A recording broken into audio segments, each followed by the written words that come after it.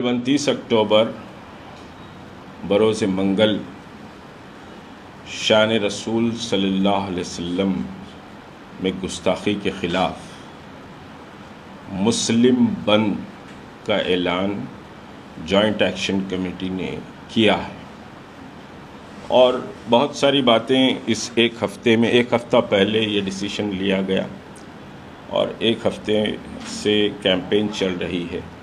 اللہ کا کرم ہے کہ تلنگانہ کے شمال اور جنوب اور پھر اس کے ساتھ مشرقی تلنگانہ کے سارے علاقوں سے جو اطلاع، جو فیڈ بیک ہے کہ سب وہاں کی جوائنٹ ایکشن کمیٹیز نے بند کا اعلان کیا ہے، جس میں تمام علماء بھی شامل ہیں اور مشائخین بھی شامل ہیں۔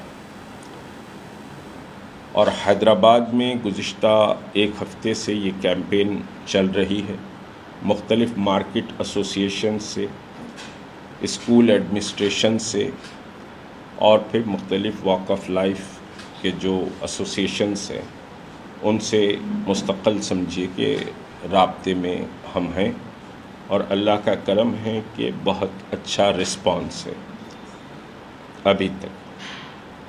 اور یہ بند کسی جماعت کا، کسی تحریک کا، کسی فرد یا شخصیت کا بند نہیں ہے، بلکہ یہ بند امت مسلمہ کا بند ہے۔ جتنی جماعتیں ہیں، مشائخین ہو، دیوبندی ہو، بریلوی ہو، شیعہ ہو، اہل حدیث ہو، سب اس بند میں شامل ہوں، کیونکہ رسول سب کے مسلکوں میں رسول کو بانٹا نہیں جا سکتا، جماعتی عصبیتوں میں رسول کو بانٹا نہیں جا سکتا۔ تو نہ یہ جماعتی عصبیتوں کا مسئلہ ہے، نہ یہ مسلکوں کا مسئلہ ہے، اور اس سلسلے میں بارہا یہ بات ہماری طرف سے بہت واضح گئی ہے کہ آپ اپنا بینر لگا کر اعلان کر لیں بند کا، آپ اپنی طرف سے اعلان کر لیں۔ بہت سے سمجھیے کہ لوگوں نے یہ کہا کہ بھائی آپ ایک مہینے کے بعد پھر اس ایشو کو کیوں ریز کر رہے ہیں؟ سوال یہ ہے کہ ایک مہینہ یا پھر سمجھیے کیا وقت گزرا ہے اس کا سوال نہیں ہے۔ ہم انتظار کر رہے تھے کہ کوئی اقدامات مرکزی حکومت یا وہاں کی ریاستی حکومت یا ملک بھر میں جو ایف آئی آر ہوئے ہیں، وہ ایف آئی آر کے مطابق کوئی نہ کوئی اقدامات ہوں گے، اور پھر ہمارا انٹینشن یہ تھا کہ کوئی بھی جماعت اس ایشو کو لے کر آگے بڑھے، کیونکہ یہ مسئلہ بہت سیریس مسئلہ ہے۔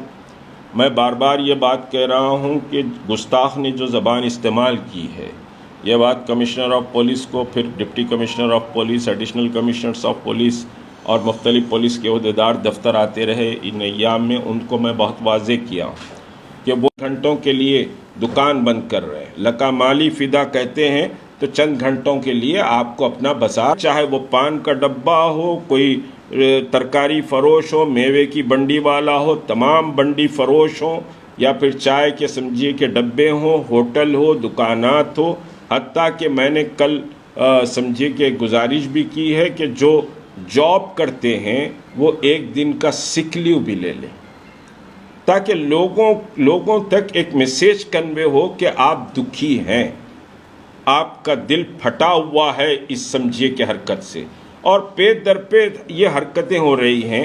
25 کروڑ مسلمان اس ملک میں جیتا ہے، اور محمد رسول اللہ صلی اللہ علیہ وسلم کے ذریعے ہی یہ ساری کائنات، ہماری زندگی اور ہمارا رزق اور ہمارا سارا سکون یہ رسول کریم صلی اللہ علیہ وسلم کے صدقے میں ہے۔